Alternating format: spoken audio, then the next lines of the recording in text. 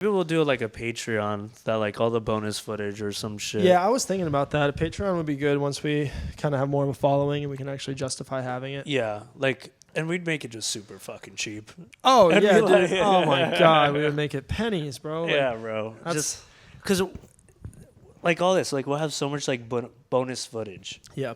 Yeah, the biggest issue is just processing it. I mean, that's the only reason why I'd charge anything at all is just because it's so fucking much So I was gonna say work. too. So much work. I brought my laptop again. I don't know if you want to use that for any of this, or you need to use any of that for any of this to make it quicker. Maybe. Well, I don't know. It's just up to you. I mean, if I could take your laptop to Canada, that would be fire. Do it. Why not? If you don't need it, if you don't like. I don't know. I watch all my porn on my phone. Fair.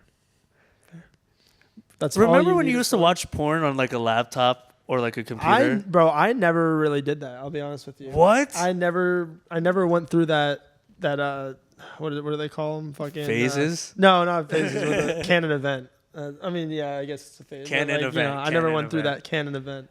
Wasn't part of my Canon. Bro, you know? I mean, I feel so bad for my mom raising 4 boys, and like, bro, so many times she's almost caught me, and I just like slammed the laptop, be like, right on my dick.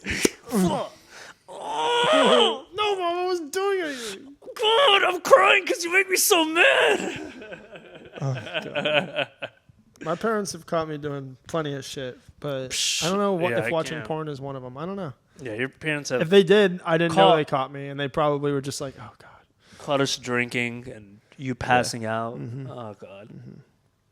Yeah, I was never good with getting away with shit, but I never really tried. Yeah, well, your parents didn't really give a fuck. They were more like they did, but in the nicest way. In the nicest way, they gave a fuck. Yeah, like. Or they didn't give a fuck. Or they didn't. We just like, oh, they don't know what's going on. It's like, no, they know. They know what's going on, bro. They definitely when you're don't a kid, know. You don't. I mean, they don't know everything that's going on. But Yeah. Bro, when your parents always fucking know. When we had the bonfires and shit, like, they didn't know that we were. Come on. Everyone brings a different backpack full of fucking bottles clinking. You just hear the clink, clink, clink. Thank you so much for having us over, Mr. and Mrs. Bruce. Clink, clink. I'm going over to Jake's house. Clink, clink, clink. Oh my God, bro. Yeah, like they.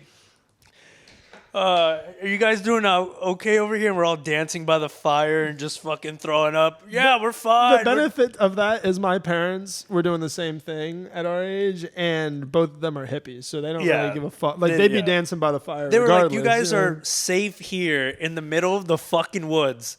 Then, like, you know, if you were on like Elgin or some shit doing this, or in the sand pits. Yeah, it's like there's like, okay, well, if you guys want to run around, the worst thing you're gonna do is run into a tree. Yeah. Like. Yep. Yeah, I know one of the big meetup spots for a lot of parties. I went there several times for the power lines. The power lines, and there were like big sand pits of the power lines. People would be doing somersault contests and driving their cars out there and shit. I think I was talking to Noah, and I was like, you guys, whenever you want to like have people over, because like this is the nice thing about Florida, when it does get chilly, nice bonfire, it's chilly. You guys want to go fucking ATV and trucking? You guys want to play cornhole? You guys want to whatever? Blast some fucking country music. Oh, it's a grand old time. That's what Florida living is. That's what Brooksville living is. That's right there. yes. Yeah. That's what like. Well, now that I have my niece, like I go up to Spring Hill more, and then now that you know, whatever's happening in these few months of you like going back more and stuff like that. Right. Like, definitely, I'm tired of like spending mad money out. Yeah. So I'd way rather, hey, everybody paid $20, bring some beers and fucking, you know, White Zinfandel or something like that. And like come over, we'll party for the night. Everyone like has a house now, you know. Starting to. Oh, my parents are here. Now it's like, okay, my parents are here. They just want to chill with everybody instead of like, the parents guys, my don't give parents a fuck. are here. Yeah. Now that they threw us out in the world and we came back, they're like, okay. That's like, you know, when when the Native Americans like used to give their fucking like the kids that were turning into adults, they'd fucking give them peyote or give them like mushrooms or something and be like, go out into the woods and find your way back. And when you come back, you'll be a man. Yeah. That's what it is in American culture. I'm going to send you out into society. And if you live and you return, you've earned my respect. Yeah. And then that's what it is. That's family right there. That's true. Like, that's how, like, Spring Hill's a nice place to grow up. I think it's a very nice place to kind of grow up. Versus, looking back on it, like it really wasn't that bad. Yeah, we held a lot of resentment in the moment, I would say. Yeah, you know, like we're like, why did our parents fucking pick here? But then now I meet some motherfuckers out here. Yeah, like, you should have grown up in the fucking woods. The sticks. Yeah. That's what's funny about Spring Hill is it's like a hop, skip, and a jump away from the woods. And some people even live in Spring Hill, live like next to woods. You know, you can go on like 10, 20 acres of like pine. Well, I lived in Brooksville. Well, you know okay. I mean? Well, you live in it's all the. It's the same county. Fuck you. But, yeah, you're right. Well, that's right. But that's what I'm saying. It's cool because like you have Brooksville, which is like the woods, rural. Yeah. And then you have Spring Hill, which is like developments, retirement, all that shit, like the more developed areas. And then you have Weeki Wachee, which is like a spring and a preserve and a river. It's not even a fucking. And then Weeki Wachee is there's just like a beach there, which so is people can cool. find this spring that's on 19. That's what it is. That's what Wiki, and they don't even have it. They took it away. It's not even Wiki, right? Remember they did that whole thing where like Weeki Wachee isn't technically a city anymore. Oh yeah. Some bullshit. Yep. I don't. Well, that's. I mean, Spring Hill technically was never a city. It's like a residential, like suburban thing. Yeah, like they're not an actual city, but they are encompassed in the county. I think Brooksville and Mazurek Town, and I don't know if Hernando Beach has some sort of affiliation, but I think like Mazurek Town and Brooksville are like the main actual cities that make up the county. And then there's something, I don't know. I'm kind of down to just go to Homosassa, honestly. I mean, like, I would just say Spring Hill, #1, is getting expensive too. Like, the difference now, between St. Pete and Spring Hill used to be huge. Like, me and Austin paid $800 a month for rent on that house that we had. Oh, dude, I remember, when we were fresh out of high school, bro, oh my God.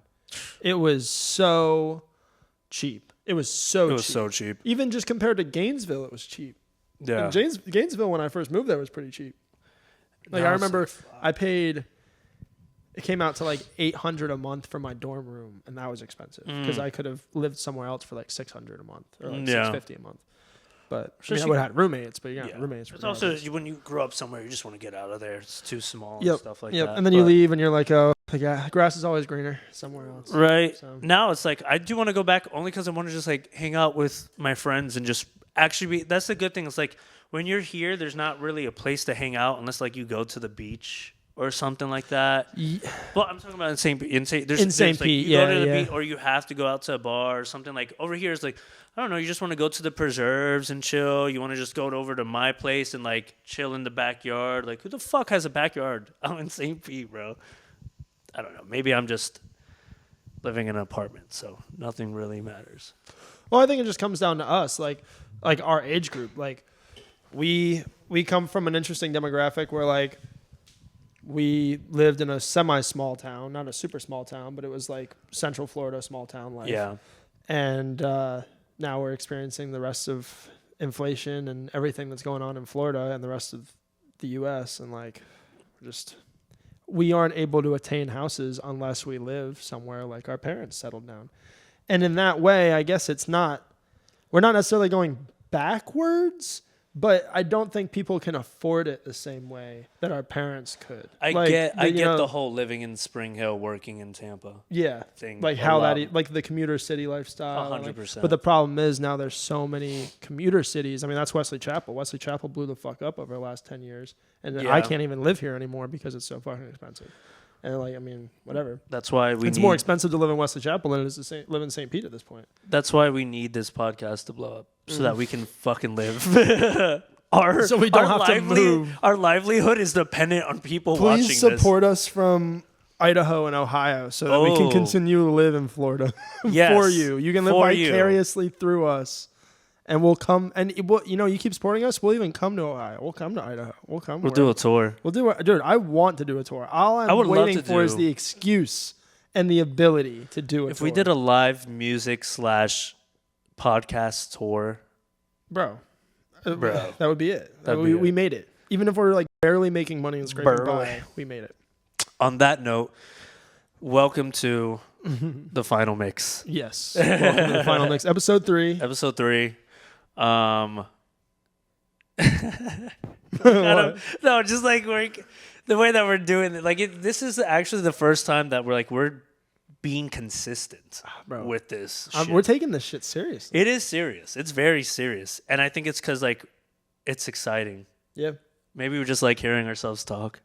I mean, who doesn't really? Like everyone likes to hurl that as an insult, bro. Like, Don't you like hearing hearing yourself myself talk? If we didn't love hearing ourselves talk, God wouldn't give us a fucking conscience. Amen. And inner bro. thoughts. Yeah, inner thoughts. Really, I mean, like we're just putting our inner thoughts out in there and recording them. At this There's point. no fill. It's just here to here now. It's Yep. fine. That's whatever. I guess maybe we were always meant to do this. Maybe humanity was destined for this. Yeah. This is my destiny. So we started talking about our journey through our, like, you know, how we got to our sound. Yeah. And how we settled on what we're doing now. And I don't know.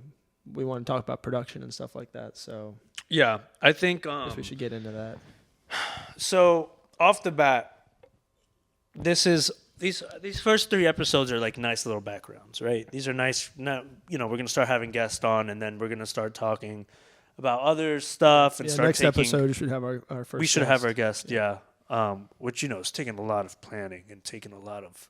Oh yeah. Yeah. Yeah, it's hard, dude. It's you gotta hard. come up with shit to talk about, and keep gotta the feel it. conversation flowing. Yeah, but we have had a lot of people reach out to us, which is great.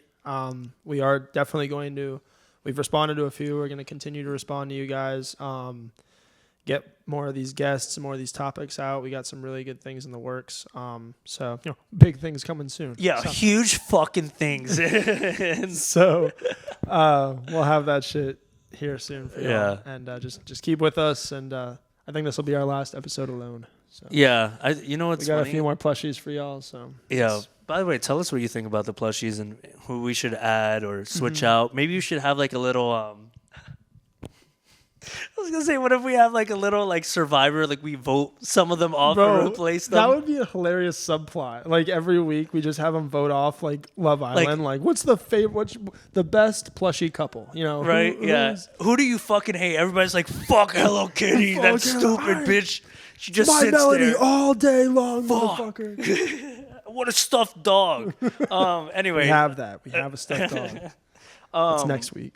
So, yeah, the third episode, more about, what's our sound? How did we get to our sound? So, like, we obviously, as we said, we started from, like, well, me, hip-hop, really hip-hop, and then yours was kind of, like, more acoustic shit, and then you got Jam into band hip-hop. stuff. Yeah. Yeah, so, like, finding our fucking sound. Well, I started with beats when I would just do, like, a little beat machine.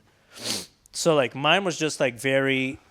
You know, when everybody gets their first beat machine, like, you're experimental. Like, and experimental means, like, really fucking bad. So I was really bad at, like, the sounds, and, like, some of it sounded like a fucking robot was doing his own rendition of Rent.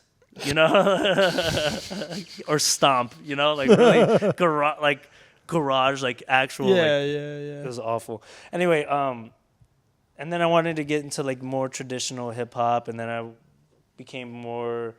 I was, for the longest time, I was against current day like hip hop and whatever, and I was like very like 90s hip hop head. But Purist. yeah, I was a purist. So I was a purist. Everything they make today is shit. Oh, the good old days. Back When in music used to be music. back in my day, when I could fart, it'd sound better than this shit. Yeah. So that was like, we started off with that, and then me and Unknown, you know, started like rapping and making music and putting it like everywhere. Well, everywhere is like SoundCloud. All over the internet. Every inch of this world was covered in my music. But Kanye. so we made music, and our sound, we wanted to be very different. And I think, I mean, we'll get into kind of the first song, but like the song that like we tried to make, or like we did make, Panorama. Oh yeah. Panorama. Wow. Record that beat. Record that beat, sucking that dick. That's Panorama. It was a vibe, bro. It was a good song, bro. It was a vibe. It was literally produced with like a 2-channel mixer and like a 2-channel USB mixer and Audacity. Yeah. But it was a vibe. It was. Record that It beat, was. That's sucking what my started dick, that's everything. Panorama. Oh my god! And then he's like, "Danny Fan." Yeah, that song was good. But then that's when we were doing like the click shows, and like it's so funny because if you did your stuff with Blaze and like we did our stuff with Blaze because we were still learning kind of like producing and mixing and all that. So we went with Blaze, and we did some songs with Blaze. Like I think I did cigars. I did cigars with Blaze. No Warning cigars. No Warning. No warning for the morning. You were mourning in the morning. Such a fucking thing. I was like, let me do some lyrical craziness. I mean, the lyrics aren't bad, but like I look back at it and it was like, what is it? 1 click, 2 click, 3 click, 4. I was so whatever. I had it. Looking back on it, it's just so funny. But we didn't have a sound and we were just trying it out. So like I was trying the Latin thing, the hardcore like lyrical kind of stuff. We have some good stuff from that era that we still have not released, and I don't know what we're gonna do with it. We have to just we just gotta put it out there. We just gotta just send it one day. Just send it how it is. Bro, that Tale of Two Cities song, oh my god. Tale of Two Cities is so good. It still holds up. It still holds up. Yeah. We could drop it like with the Kendrick shit going on right now. But yeah, maybe maybe we'll release this with Tale of Two Cities. Why not? We'll figure it out. We'll figure it out. But Tale of Two Cities, like very lyrical, because I'm very big into storytelling. Mm-hmm. Like is when a I fucking get story. Yeah. Oh, dude, I can't remember. I fucking can't even remember what to compare it to. But there's a really good there's a few really good story rap songs. Mm. Like I think not Eardrummers. No, the original the guy who fucking founded the SoundCloud sound. You know who I'm talking about. The OG fucking dude. The OG? The one that died. Fucking Little Peep? No. And you're not talking about X. No. Before X. Before, like, the guy who, like, pioneered the fucking SoundCloud Motherfucker. sound. You know who I'm talking about, bro. Yeah, hold on. You know who I'm talking about. The one that everybody gives credit to. I can't believe I'm not remembering his name right now. Avicii. No. No. You gotta look him up. God. All right. So continue with what you're saying. So yeah, Panorama was like the first one that we kind of like went into because I grew up off of like 90s and unknown like 90s, but Panorama was just something like we had a beat because we'd be like trippy red type beat and shit like that, and then we had Panorama, which was just fucking such a slow song, but it was a vibe. It was cool. You find him?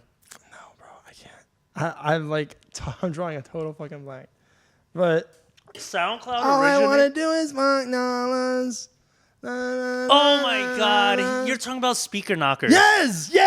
I never even associate with him with SoundCloud. Bro, he is the original fucking dude. I mean, not necessarily SoundCloud, but he is the original Speaker fucking guy. Knockers legit created all this shit. There'd be no A Boogie. No, there would be no. That's what I'm saying. So Bro, many. None of the fucking SoundCloud scene that happened in 2015, But 2016 he had his would have happened story. without fucking Rico. Rico, yes. Yeah. Okay. I'm sorry. I know we were going on like Tale of Two Cities is literally our Rico. Damn. Tale of Two Cities is our Rico. So that's why like we need to drop this shit because it Yeah. is really good. I'm not gonna lie. Thank you. I appreciate it. Yeah, Tale of Two Cities is good. It really is good, especially like his Rico. Really, I didn't do much. He found the beat and he. Well, rapped I over mean, it. once just we produced mixed it, like, once we mixed it. mixed it, I and we remixed started it a little well, bit, once like- we did the ending parts of it and shit, where we Yeah. were like super trippy. Yeah, that was like our psychedelic rap era, and a lot of that stuff didn't even get released. Like We have so much shit we have to release that it's we're slacking. We did a podcast before we released music that's 5 years old. Yep. Because we're perfectionists sometimes. Bro, at that point we were. Do you remember how many countless hours we spent in fucking John Pop's studio?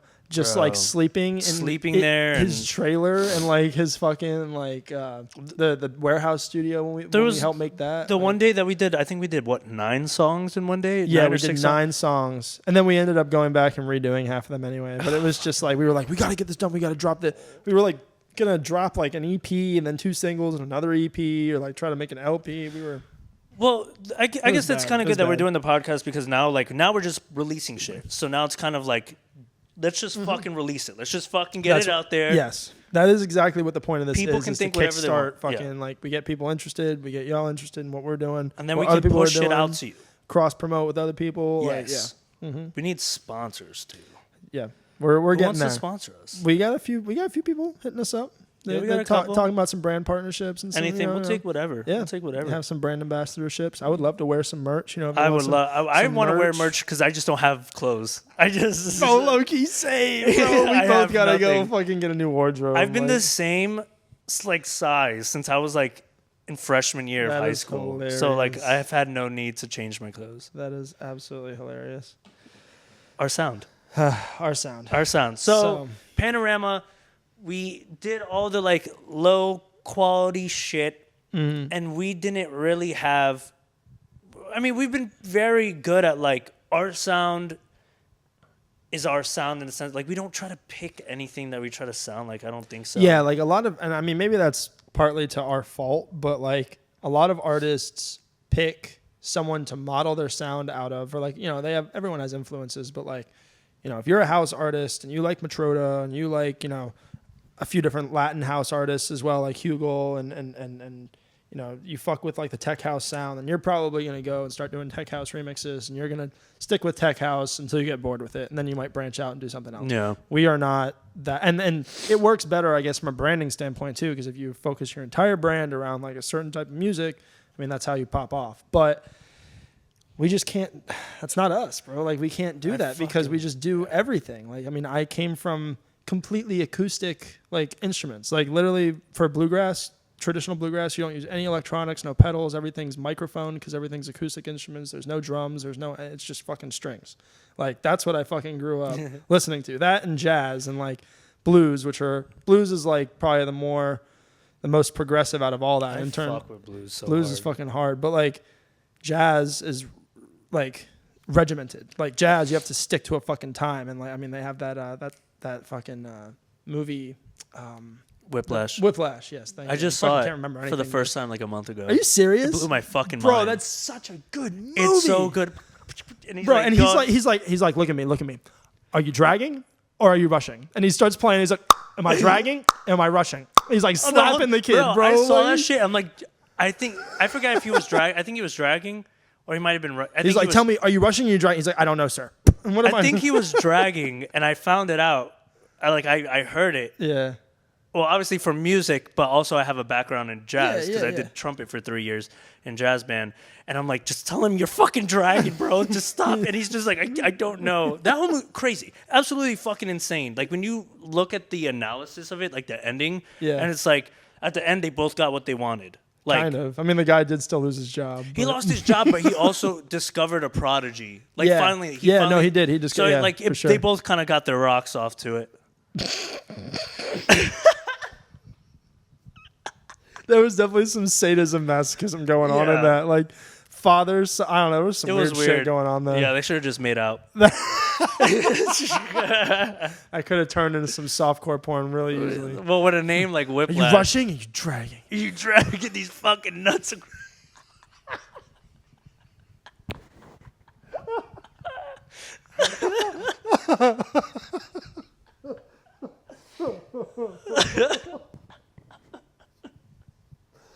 Oh, that's fucking good. So, our sound.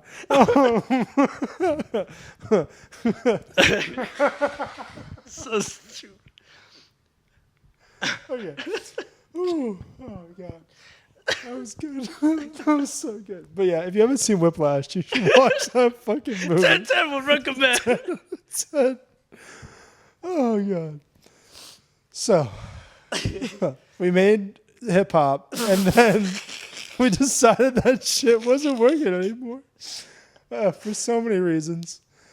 And I moved from Gainesville, came down to St. Pete, and everything here was house. And I had done a lot of house and like started producing house and stuff in college, and I don't know. It was we just put so much. It's crazy how much effort we put into the hip hop thing. Because I was a producer for a lot of people. I was making beats. We were releasing stuff on BeatStars. I mean, we were doing everything well, we were supposed to, we were doing it the right way. We might not have been posting as often as other people were. Like, I was by no means a super producer, like any of the fucking like Metro or any of those guys. Like, but we put a good effort, and I learned a lot about producing. We wanted to talk about our DAWs. Like, we started on fucking Audacity and WaveLab, and then we found out what an actual real DAW was when we started working with Studio One, which we used for a while. We did use Studio One for a long time. It was pretty good. Yep. And then I love Studio One. I still think it. If I had Studio One 5, I think is what they're on now, like Studio One version 5. It's a really good fucking DAW. It's right up there with Ableton and Logic, and that's what we eventually use, Logic. And I know a lot of people in the house scene use Ableton. They swear by Ableton. A lot of people in the hip hop scene use Fruity Loops, and they swear by Fruity Loops. I've never or Pro liked Tools. Fruity Loops looked. Yeah, but I don't know. There's just so many DAWs. They're all the same. It's all the same bullshit. It's whatever you like. And if you learn a new DAW, the only benefit that you have going from DAW to DAW is the stock plugins and sometimes the workflow. Like, I know Ableton, the reason why people are drawn to it, it's not the aesthetics, because it looks terrible. It does. It's like, it looks like a Windows XP program, but it is effective, it's efficient, and the plugins that you get with it are gas. Like the compressors that you get with it, and like the way you can augment different sounds, and a lot of people have found a lot of cool tricks on there and stuff like that. But none of that really matters, because it's like, I don't know, we're doing pretty good. I used to think that shit mattered, but it does not matter. It doesn't. I mean, like, I wanted to get on Logic so bad just because, like, to me, Logic was like easy for us. It makes sense. To me, it makes sense. It does, but especially for vocal tracking. I think Logic is probably one of the best for like doing, vocals and layering vocals, and it works for us because you're an MC and we do a lot of, excuse me, Jesus Christ, vocally and influenced stuff, And I think like when we stopped with the hip hop, we stopped with the hip hop just because like we got to a point where like we had so many songs, we didn't know how to release them. We were just, time just got away from us. Time got away. And then the house scene, I was like, I love producing house music. I think, to me, I don't know, like, to me it's so simple to me. I get it. Like, it makes a lot of sense. Yeah, the 4 to the floor thing. Like, it's very easy to produce. What I had a hard time with was the syncopation of the beats. And for those of you who don't know what syncopation is, it's just when you don't do it, like, when you're on the off beats, essentially. Like, when you're on the 1, 2, 3, 4, it's really easy to like look at a beat grid and put things like 1, 2, 3, 4, put the kicks and put the snares in there. But once you start getting that weird percussion that's like off, that's like you start adding different syncopation and like different like inflecting the words differently on different. You start running stuff through different automations and really getting into the really little tweaks and details. That's when it starts getting really cool. So yeah, I think, and then with like, we just got out of the hip hop scene, and especially when we came to St. Pete is what is probably the biggest determining factor into what we make now. Because we went there, we saw the scene. Hip hop, we're like, whatever. I kind of fell out of love with like hip hop a little bit. Still listen to it, still love it. I have my favorite artists and stuff. But it's did too, though. I think a lot of people are. It's rough. It's rough. Like, bro, so many people I talk to now, it's just like don't really listen to like what's new or whatever, because music has become so trendy. It's a fucking diluted. It's a cash grab, which like that could be a whole different thing. But everybody knows it's a fucking cash grab. Yeah. It's awful. But house music is like, when I make a hip hop song, I don't make it thinking about how am I going to perform this in front of a bunch of people. With house music, I think about how can I have the most fun with this? How can I make this song? How can we drop it? How can we perform it live? What songs can we mix in with it? There's so much more you can do with it. Yeah. And like, hip hop, I'll still write, but it's more for me. It's more of like, it is like poetry, you write how you feel and whatever. But I think, the biggest determining factor that has shaped us musically has been the house scene, and like you becoming very well versed in house music and tech house especially and stuff like that. So like at what point did you like kind of go like full? I mean, we talked about before, you were like, oh, you heard house music and you're like, okay, this is what I'm supposed to be making. So like now, we have Logic, we're using that. Like when it's you've been making more and more tracks, how has that like kind of come to fruition? Well, we just kind of decided that that's what we needed to do. And Yeah. like you said, I kind of immersed myself when I put my mind to something, especially when it comes to music. Like when I was doing the live music stuff, like I don't get all the time in the world to practice because I work and we're doing this stuff. Like it sucks being a musician because you can't just be the musician. You got to do all this other shit now, which takes away from like how much time you actually put into practicing. So I listen to a lot of stuff in the car, and I like do like vocal training in the car. Like I'll just like sing like the songs that I'm going to sing that weekend. Like I'll do it in the car, or like when I'm DJing, always, excuse me, I'm always listening to new tracks. I'm always listening to new shit to try to find, like what I'm going to play next. So with house music, it was just really easy for me to, find my way and find what I wanted, because there's just so many people making house music, and I never realized that. I never fucking realized how many producers there are out there making house music, even fucking 5-10 years ago.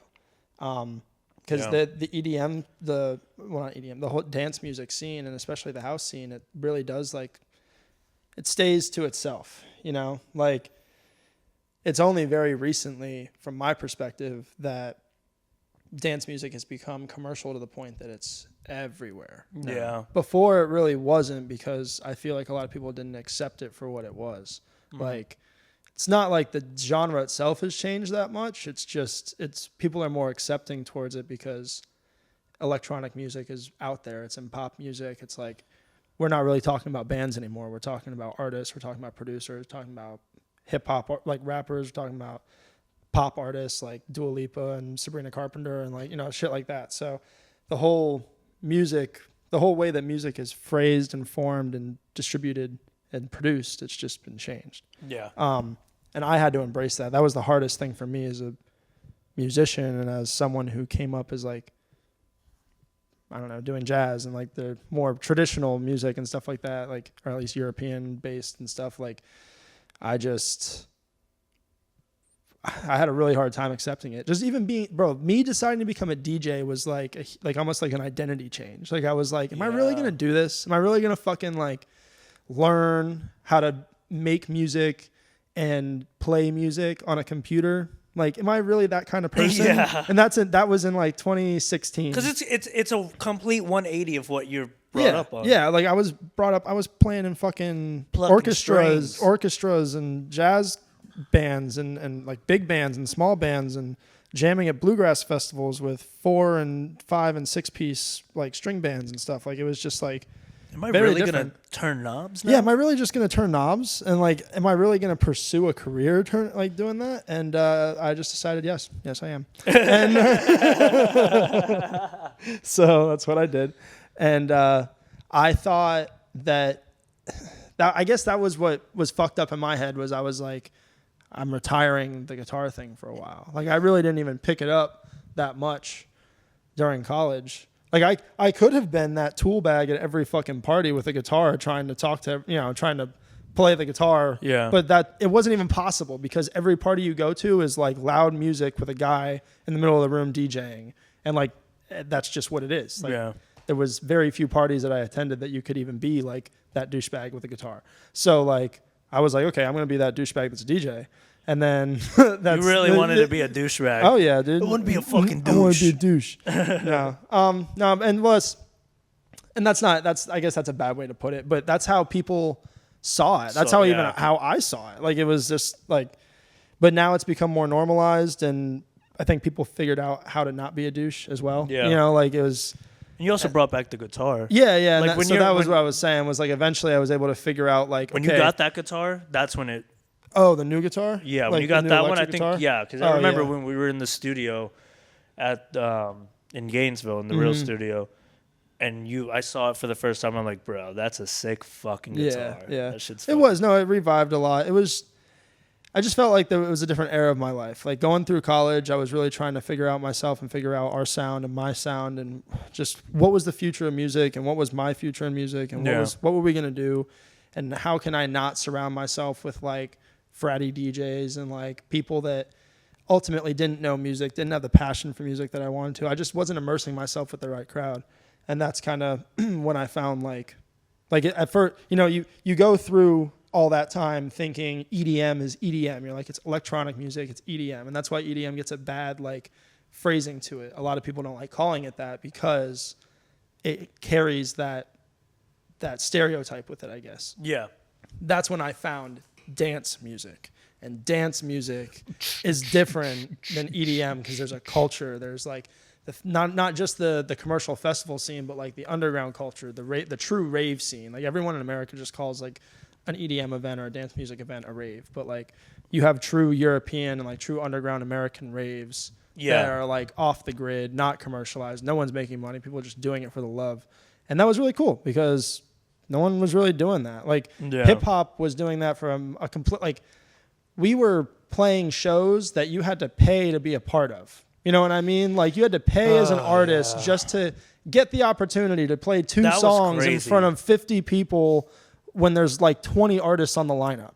And every single person is paying. So the only person that's making any money is the promoter that's putting it on. I forgot about that. You know what I mean? And like that was just aspect. fucking stupid. And the dance music community is not like that. At all. Most of the time, no one's making any money because everyone's just doing it because they're having a fun time and they're just trying to get their own community of their own. Like they're just trying to, and that's what we're trying to do. So like, yeah, I don't know. The vibe behind it is better, and that's why when I was saying like the douche DJs and the douchebags with the guitars, like it's what I mean by that is people who are self-serving and they're not doing it for a bigger purpose or for like their passion for it. And like it took us a while to refigure out our passion. It took me personally a long time to figure out what I was passionate about, but like you said, got the guitar. Moved to a different place, met new people, figured out new venues, got a new purpose, and that was kind of the start to us doing this shit. Yeah, now that we're doing like a lot of now we're like doing a lot of remixes because like we love doing remixes. It's also nice because it kind of pushes us. Right now I feel like we're in a point where, how do I say this? Before we were dragging, now we're rushing.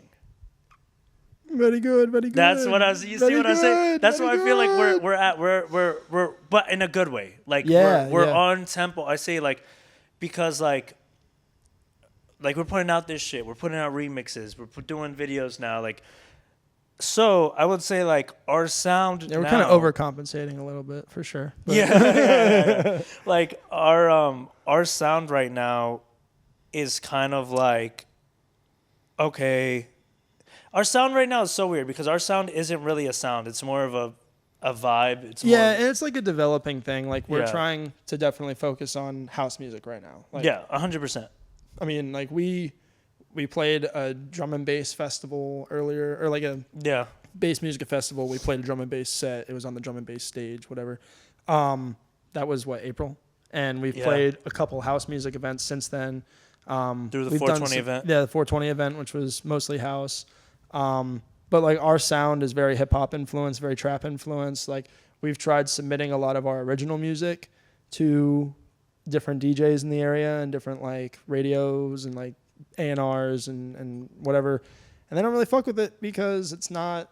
You can't put us into a category. Yeah, you can't put us into a category. And for that reation, not to sound like those guys. No, but like you can't. It's to our detriment. You know, if we had a series like I think of Jay Crusoe, I think of MNX, like I think of some of these people who are releasing remixes and releasing EPs and singles and sample packs, and like they're kind of running the scene in our local area right now, and they have an identity, and they have, MNX does minimal and disco, and they do some other cool remix stuff too. Like I don't really want to pin them either because they're two guys, and then when they work with GC, it's like three different guys. So like they're definitely on their own wave, but like you can see the way that they brand themselves that like that's what they're trying to do, and that's kind of what you have to do to get festival bookings and to get like these different relationships. So maybe that's something that we have to consider doing more of. But that's kind of what we are doing right now. Like right now, what I'm working on and the remixes we're producing, like we're still kind of all over the place, but it's house. We're it's house music. We're toning it in, and like we definitely got to release more original music. It's just like when we hear a song that we want to make a remix of, like we can't get it out of our. We're like, we have to do this. We can get this right now. Even if it takes a month and a half. Yeah. we gotta be right quicker. now. We gotta be quicker. It's hard because of where I live, where you live, and now. Yeah. Well, I think it's gonna be a little different now. Like we're gonna see how it goes, but Yep. yeah, I think our sound is like always developing, but our number one thing is like this is our new part of our sound. Like I consider this a new part of our sound for sure. This is, you know what I mean? This is our first real effort. I mean, we've put a lot of real fucking effort into getting ourselves where we're at, but this is our coherent, consistent effort at trying to give more of ourselves to you people, to all the people that have supported us to this point, provide more opportunities to the people that have given us our opportunities. Oh, nice. What it's a the scam hell? call. Fucking spammers. And I don't know. This is definitely a big part of our sound for sure. And this is what I'm really loving about this part. Like I said, is the podcast, the house music, but the remixes, because the remixes, whenever like we make one, I'm like, even though I don't know if I should think this way, but the way that I think is like festival. Like you're trying to get the song Like played at a festival. Yes, that's a great way to think about it. Like when we make music now, like you said before, I think of how are we going to perform this? What is this going to sound like to a crowd? What is this going to sound like on a big system? Yeah. And that's how you should be thinking about it. Like I think that's a healthy way, because the difference is we're putting ourselves in those positions. Some people just produce and then they send it off and they hope it happens, but they're not a DJ themselves, they're just a producer. Like I don't know how those people are doing it, but those people also do get plays every now and then. And I guess if you send your song to 1,000 people and you get played a few times and you get the footage from it, then that's all that matters. But True. Which brings it to another thing. Like, I've never really been a big festival person until recently, but I didn't even know, like, there's a whole culture oh yeah, kind of thing with that. Yep. With the whole festival scene, which is like, I kind of want to get into that. yeah, it's a thing. It's a time. I think we should definitely, possibly, who knows, bring on some people who know a thing or two about festivals. All right. Yeah, I think we can get some guests. I think we can kind of start talking about more of the festival thing and what the culture is. You know, there's huge culture behind it, spanning back decades. So Literally decades forever. So, yeah, it's always been. Try to get some festival DJs, some festival artists, some festival goers, and maybe that'll be what our next few series is about. So let's do it. let's do it. Fuck yeah. Festivals.